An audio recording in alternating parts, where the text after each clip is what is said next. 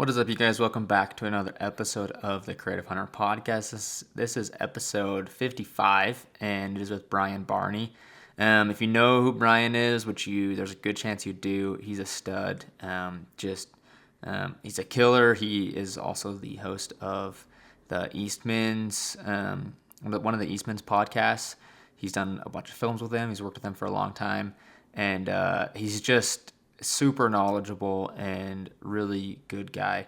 And I'm super grateful that he came on the podcast with me. So we talked a little bit about film and hunts and about kind of how he got into filming his hunts. And then we talked a ton about high country mule deer and scouting for high country mule deer. There's some awesome tips in here if you're trying to get into mule deer hunting and you want to do like the early season scouting stuff and high country archery. Brian knows a ton about that. So I'm really excited to get this episode out to you guys, and I hope you guys enjoy it. So thanks for watching. Let's get right to this episode with Brian Barney.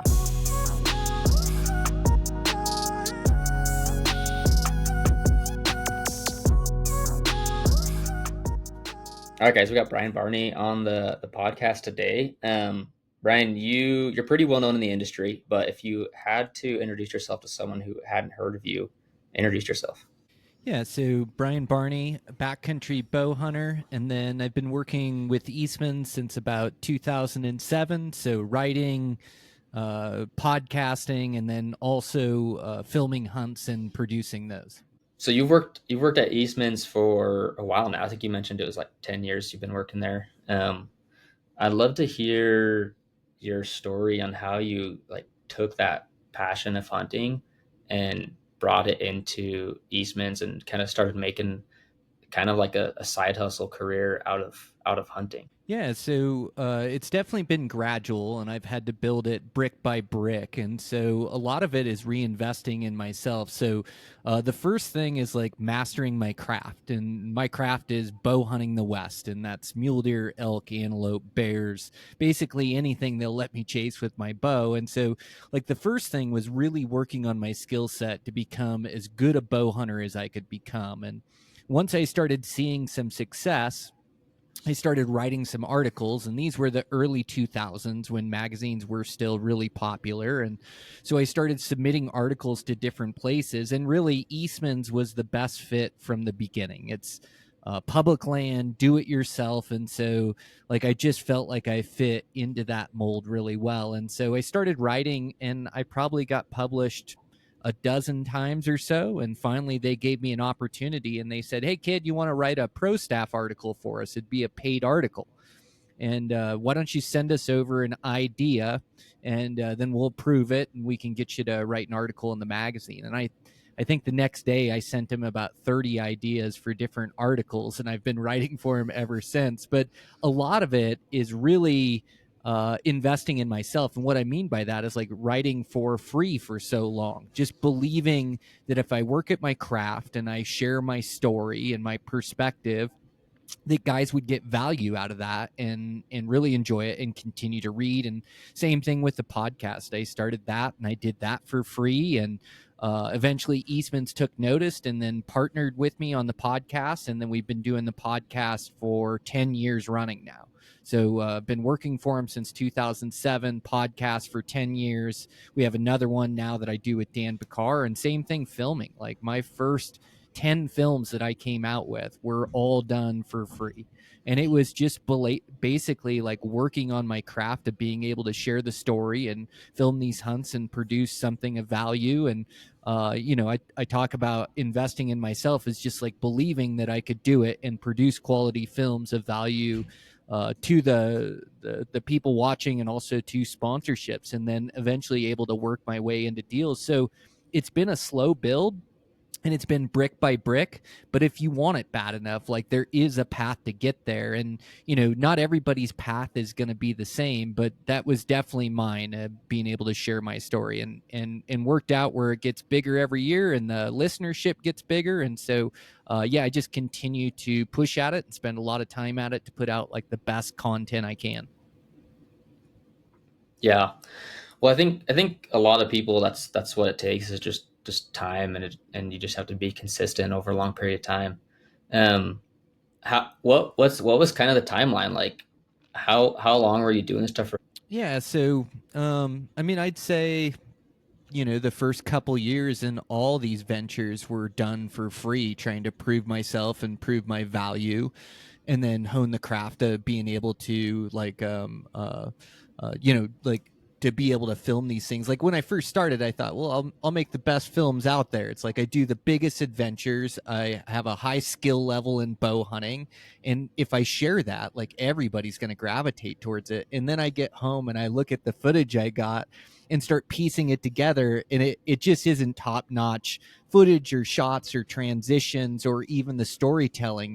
They put a camera in my face, and at the beginning I'd forget how to talk or forget how to articulate like what's going on in the hunt or what I'm doing. So it took some time to like work on the craft of being able to share my story. So I would say like probably a couple years in all those ventures, the writing, the filming, the podcast, probably a couple years of doing it for free. And at first I'd work into like everybody wants to trade you gear for work, and so I was definitely gear rich there for a while with camo and bows and packs and things of that nature. But once you start to know your worth and know your value in the industry, like you start to get better at negotiating and sitting down and knowing that you're definitely helping that company's brand, like then pretty soon you know your worth and you're able to negotiate for more. So to answer your question, like probably a couple years in all of those, to where I finally start turning them into a revenue. And then that revenue continues to grow year after year. Like it is a brick by brick. And, the last year was the best year in the podcast. And then, this year will be the best year yet. We just continue to grow it, continue to work at it. And then, it kind of grows from there. Yeah, no, that's awesome, dude. It takes a lot of work to just keep doing that year after year and grinding it out. But I know you do a good job, and a lot of people love your content. With a lot of this channel focused on like filming and creating content, I'd love to hear more about like how was it like filming your first couple hunts versus now, and how has that changed? Yeah. So, um, definitely like the first couple hunts, I think it was just trying to figure out like what I needed to tell the story. So, it's like getting back, like editing always helps you get better at filming, like knowing what shots you need, what shots to take. I think like I like to have like add value to the film. So I like to show the bow hunter skill set in the craft of bow hunting and kind of the strategy behind it, so somebody can take something away from it. And then along with that, the entertainment, the adventure in wild country. And so I think throughout the years I've just improved at telling the story, at adding value to those videos. And then I think at the heart of all this is like doing it for the right reasons. Like I absolutely love bow hunting with every fiber of my being. And so, I've worked really hard to get good at the craft of bow hunting. And it's such a challenge and it's not easy out there. And like, I think that is like a common thread with other hunters out there is they can see that I'm a blue collar guy, that I work a job, that I bow hunt as much as I can. And I think they can see success in themselves, or they can get takeaways, from the films or from what I'm doing. And so I think throughout the years, like just through reviewing the films, through getting better at explaining myself, and then really trying to highlight the country that I'm hunting in, the gnarly terrain, the adventure of it. And a lot of these filmed hunts I'm doing, backpack hunts, and they're do-it-yourself bow hunts. And so I think that really resonates with people when I can put a good film out there. Yeah, I think you're right. And I love what you said, where it's just like takes like you review the footage, and every time you go out, you're getting better. You're knowing what you need to capture, and that's a huge part of it. A lot of people will tell me like, man, I feel like whenever I go out, I don't get enough content. I don't remember to film myself or whatever. And it's just like, you just got to get it under your belt a few times and figure it out and learn as you go. It's going to take more than a couple hunts to figure it out, but eventually you get there. So I love that. So this time of year where it's like early summer, kind of getting into some of the scouting time right now. How early do you start scouting for high country mule deer or really any hunts, but specifically high country mule deer? Are you scouting already, or do you kind of give it a couple months till those bucks are getting bigger?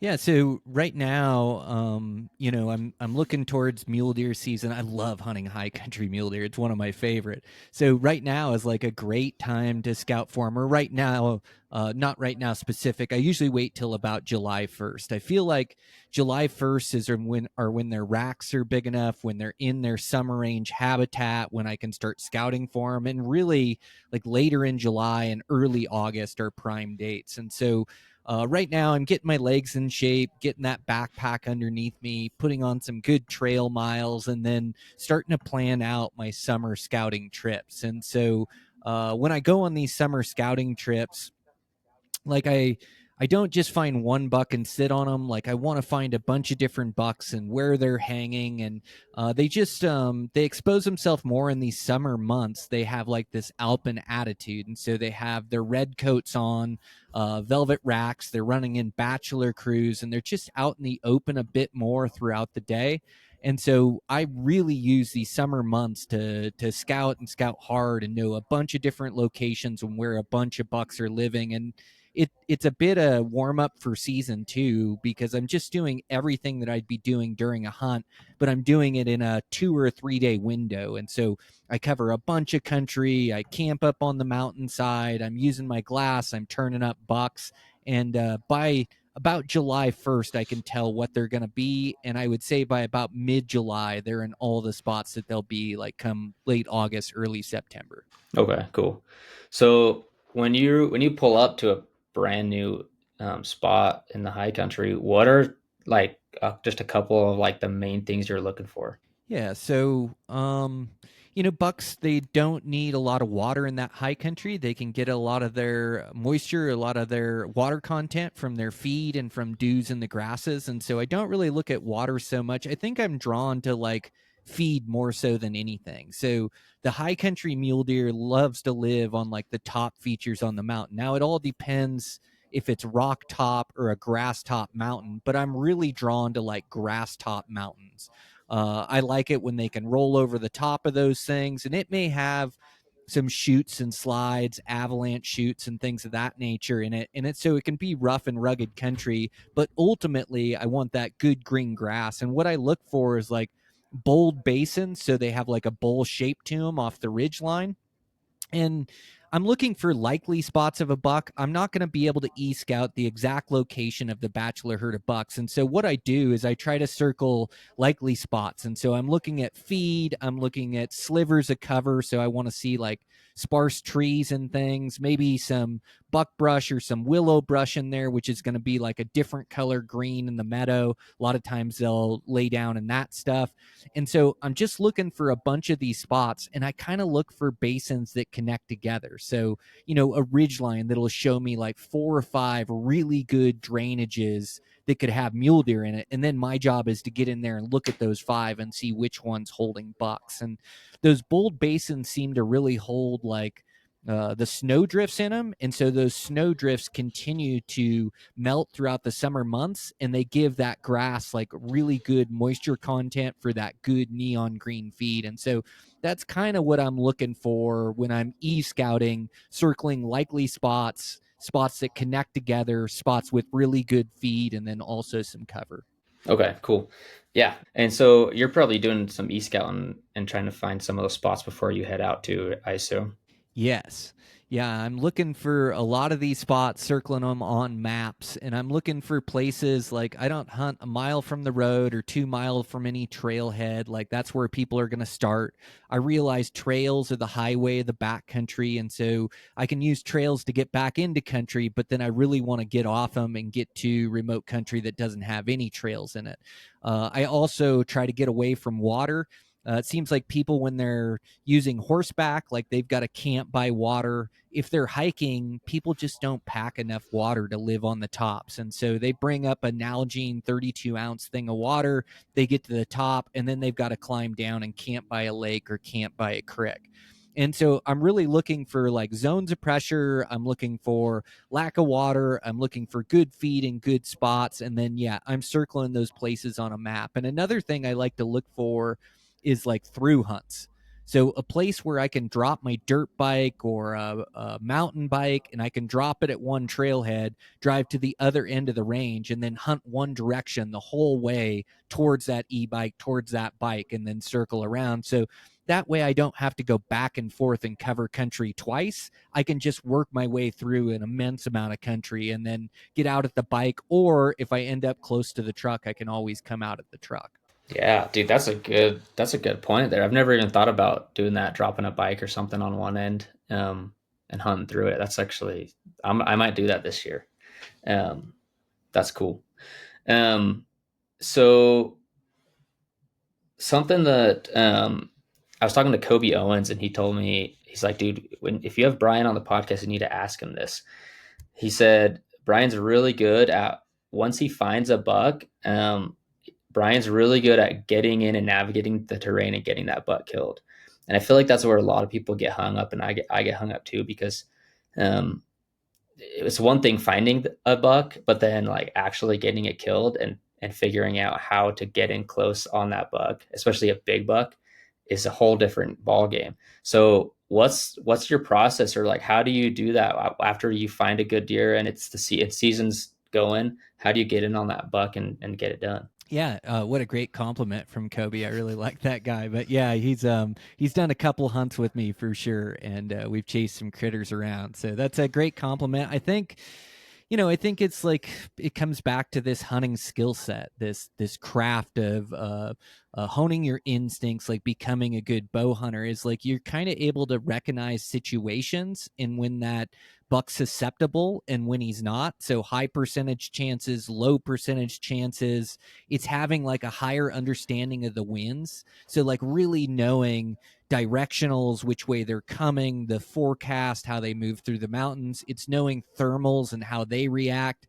Like in the morning, as that valley sun heats up that valley floor, that valley floor heats up the air around it, that warm air rises and starts to rise its way up the mountains. But just having this higher understanding of like how the winds move through the mountains. And then it's like the best way to hone it is through experience, but you like pay attention as you're honing this skill, as you're making stocks. You make mistakes along the way, and you really try to look at these stocks objectively and look back and go, what went wrong on this stock?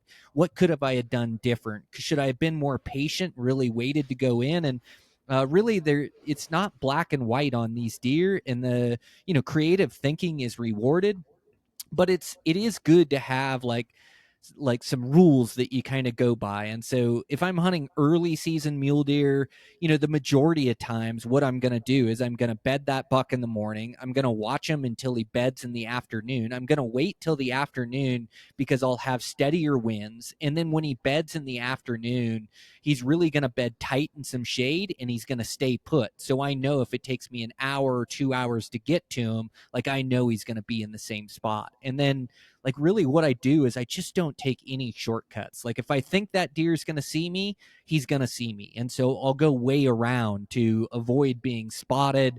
I'll go way around to keep my wind right. I'll just, I won't get reckless with my stock. And I kind of take what the bucks give me, but I've gotten really good throughout the years with this experience of being able to read these situations, where I have to get to be able to shoot that buck, what that buck will tolerate as far as noise as I'm moving in, how to read like different winds or planes coming over or crickets. And then I'll move then as those crickets are making noise. And so you just like, you get really tapped into the environment that you're hunting. And then I've just been doing it a long time and really trying to get as good as I can at it. And so like I'm able to read these scenarios really well and kind of know what I can get away with and what I can't, and not push that limit, and just continue to give myself a chance by like keeping the element of surprise. And so like I think it's tough to have one tip or one takeaway that's really going to help guys kill deer. But I think if you follow those where you don't stalk to failure, which means like if you see a buck, you don't keep stalking in until you blow that buck out of his bed. It's like get into your effective range, wait for that buck to stand, wait for that buck to make the last move, or like set up inside striking distance if you can't get into range and you're going to bust that buck. So just like reading those situations and scenarios and just always giving myself a chance. And then a lot of times it ends up like I'm able to arrow those things. Yeah. I found that for myself personally is I sometimes I just push it a little too far, and I'm like, maybe I should have held back or waited another couple hours or something, or maybe I should have just backed out of the situation. But like once I'm dead, once I'm like in my head, I'm going, it's like I'm going. And it hasn't always worked out. But that's, I mean, it's just learning it that way, right? That's probably my biggest I mistake. think But we're kind of wired. Yeah. I think we're kind of wired the same, Logan. Like I hunt aggressively too. And if anything, too aggressive. And it's just like the longer I bow hunt and the more patience I develop in those situations and scenarios, like the better it serves me. But I think we're cut from the same cloth. Like we want to try to make something happen and give ourselves a chance. And sometimes we just push a little too hard or a little too fast. And I think that's the toughest thing with the stock is being able to back out when things aren't right. Like being able to assess that situation and go, okay, I'm pushing too hard here. I don't have the wind noise to be able to move in. I got to sit back. It's more important that I don't blow this buck out and let him know that I'm hunting him. And so I think that's something I'm still trying to develop as well. yeah, yeah, and I'm sure with time though, you get better at it. But yeah, I mean, I just love it. I love that the high country muleys and the country they live in, and getting in on them. And I've only killed one buck with my bow. I've only hunted them for 2 years in the high country like that, and it's I mean, it's my favorite thing. And I filmed, like Marlon Holden. I filmed his hunt last year in the high country, and that was like epic stuff because I mean he always finds giant deer, and then he's really good as well as like reading the terrain and the country and getting in on big bucks like that. Like it was insane watching him like sneak up on deer where I'm like I would probably have never have taken that stock, and he just like did it and got in on them, and I'm like, wow, that's pretty crazy. So yeah, just with experience and just time and those bucks under your belt, it just gets easier. Dude, that's so cool. What like a great learning experience for you, like being able to go with him and then the couple years that you've put in to find success. Like, yeah, man, high country mule deer is as good as it gets. It's like hunting this super extreme terrain that's tough to even survive and camp at. Takes like the ultimate fitness level. And then yeah, those bucks are so keen and such great instincts. Like they are tough to sneak up on. Like you have to get everything right on them, and you learn really quick that there's no shortcuts. But yeah, being able to read that terrain, read the wind, kind of know what you can get away with. Sometimes it almost like guys like Marlin or guys like me make it look easy, where it almost seems like you're just walking up on a buck or walking up in the wide open. But it's actually really calculated as you have a hill in between you and the buck, or like maybe a draw that you can sneak in, or using the cover in front of you. We've just learned throughout the years like what we can do and what we can't do. In the same way as we don't want to get reckless and push too hard. And then for me, like, in the end, I love to be patient. Like I have this saying that patience kills the buck, and I don't throw stones. I don't get bucks up. I always wait for them to get up and make the last move. And a lot of times, like, I just don't give myself away trying to get the shot. I would rather hold up there, like say there's a buck and he's bedded, and I have to just move 5 feet to my left and I can shoot him. But as I move 5 feet to my left, I'm going to be in sight of him. Instead of moving and trying to get that shot, I'll just wait there and I'll let that buck stand up and then walk out. So I really like to like keep the element of surprise is huge for me, and then let that situation develop and be able to take advantage of it. But yeah, it's way easier said than done, man. Those bucks are definitely switched on. Oh yeah, yeah, for sure. I'm just curious, have you ever ran like trail cameras up high for mule deer? I haven't. I'd like to start doing it. I think you could get tabs on some bucks in there, but no, I haven't ran any cameras before on any high country hunt. It seems like I do most of my work in person, running those rugged mountains, grabbing glassing points, scouting the bucks, hunting the bucks, and finding them. But I'm sure if you were like really keen with them and you could set them up like in saddles, crossing points, possibly water. It's such like big country to like to find the exact trail they're using. But I guess if you found a feature they were using and then set it up like in the trails that they use to move to go back to their bed, it would give you a pretty good assessment of what was in there. But no, I never have. Yeah, yeah. I'm running a couple this year just to try it out, but that's like the thing is that I'm finding is that I'm having a hard time. It's like, where do I put them?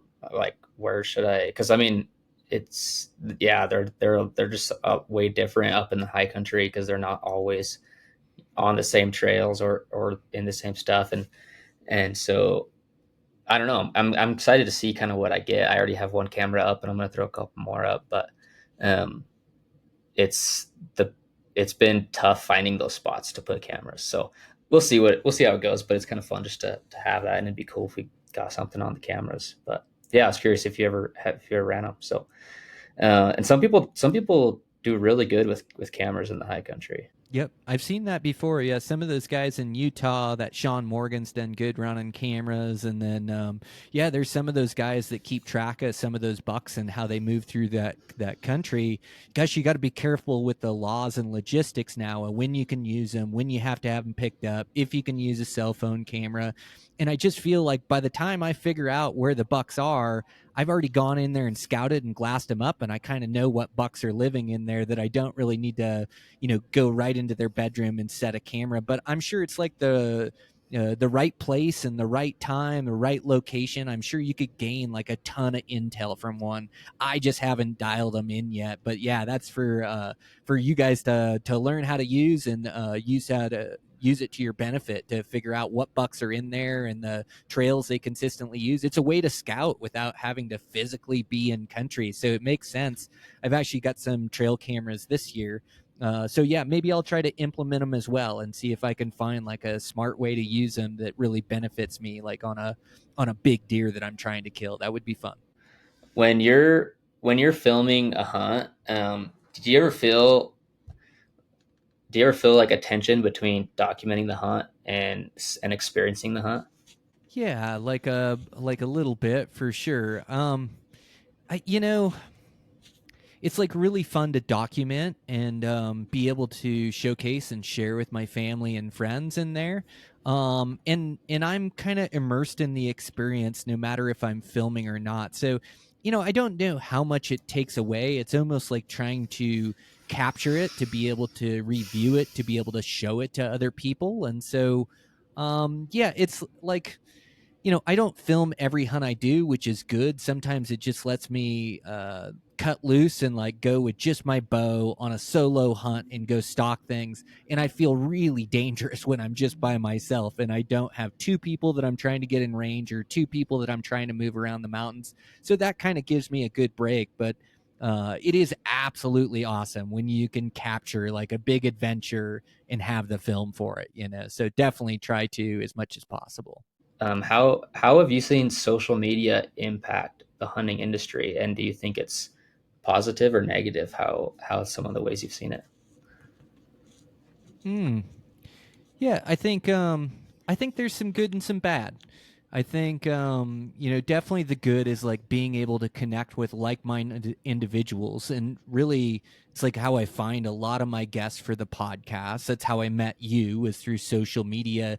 And really you realize that most of those guys on there are really good guys. And so it like builds this great community, and then we're able to self-promote.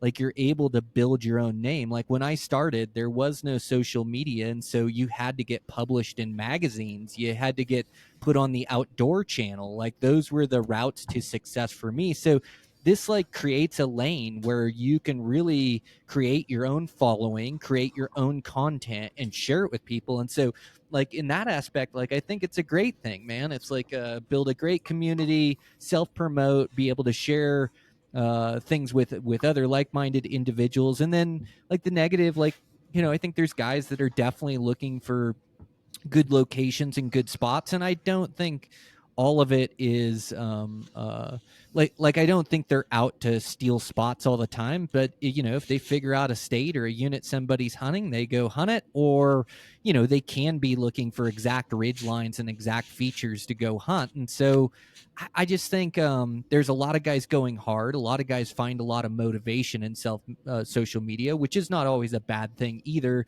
But you just have to make sure that you're doing things for the right reason, that it isn't just for likes or for comments or for social media accolades, And so, like, you want to make sure you're doing it for the love of the game, that you're enjoying the journey upon the way, and that it doesn't push you to do something outside yourself to try to find success. And not, I'm talking like speaking like legally with the law, ethically, like doesn't push you to find success so hard that you're doing something that's outside your character, to where like normal getting motivated by seeing somebody's success is not a bad thing. And I think you have to look at social media, and there's that quote that comparison is the thief of all joy. Like, you can't compare yourself to somebody else. Like, I've been in my bow hunting journey for 30 years, where you've been hunting high country mule deer for 2 years, and not, you've definitely killed some great bucks and had some great success,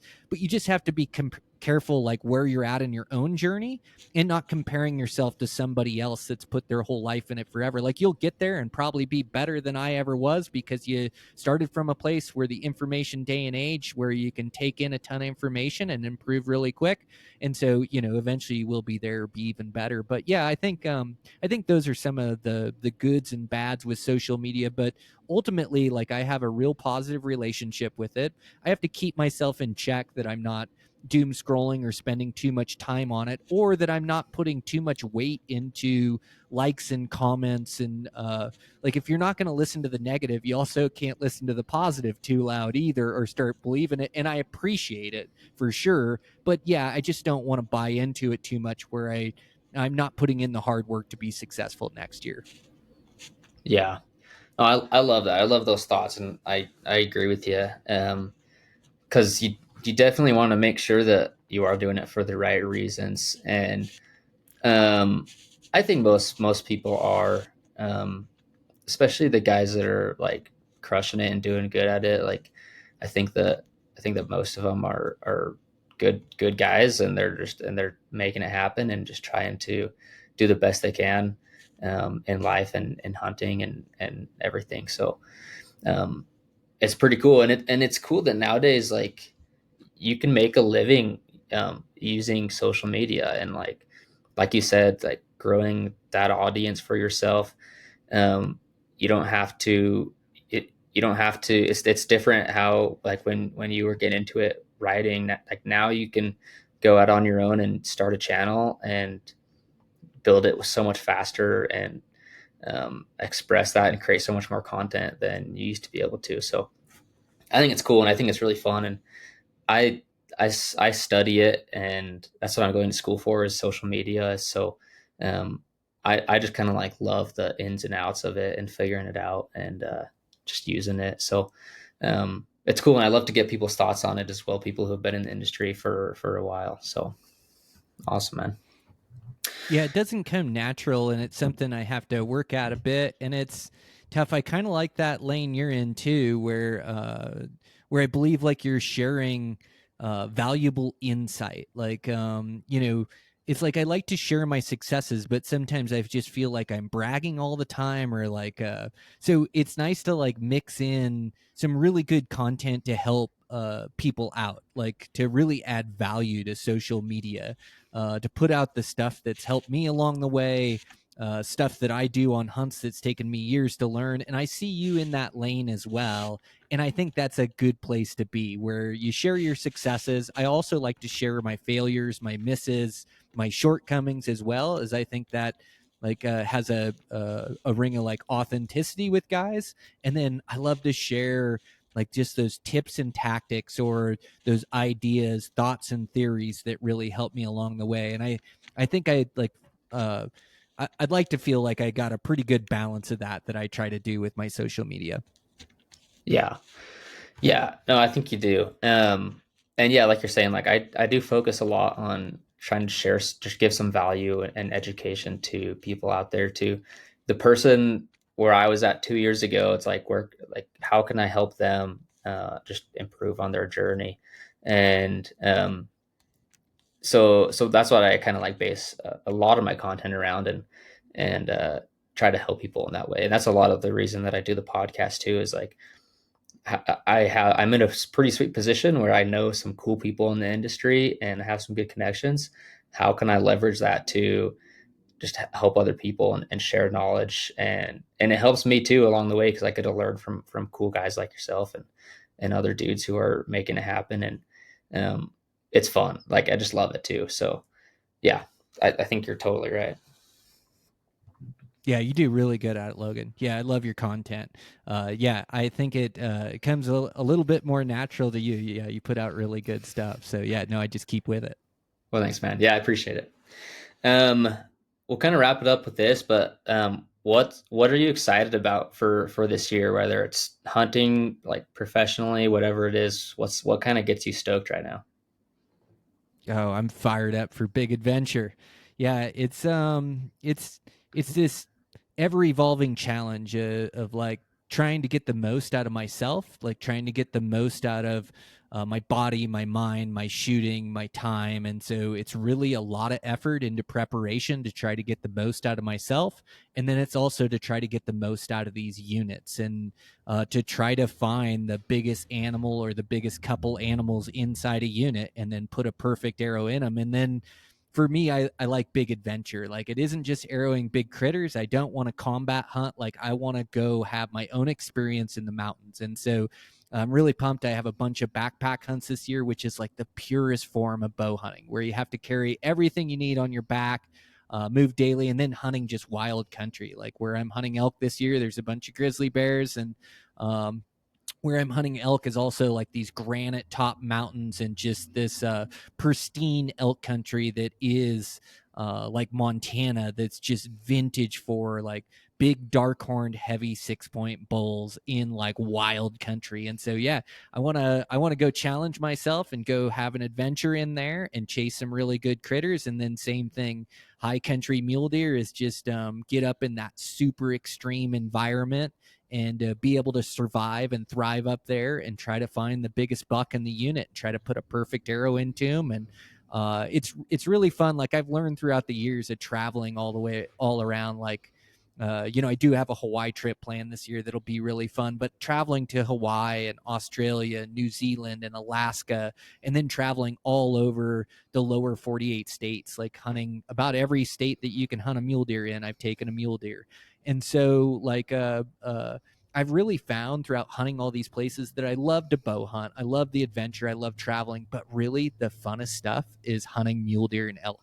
And so I have like a big steady diet of that this year.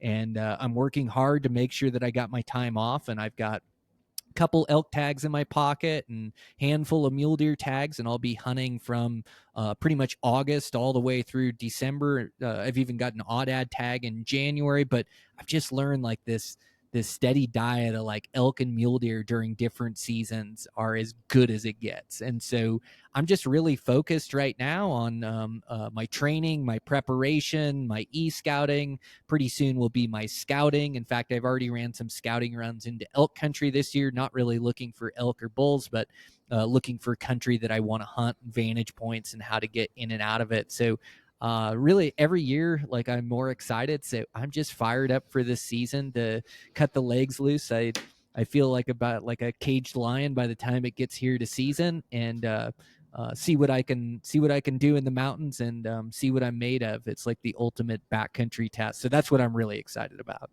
It's awesome, dude. Well, I'm excited to see how your season goes. It sounds like you got a pretty sweet season lined up.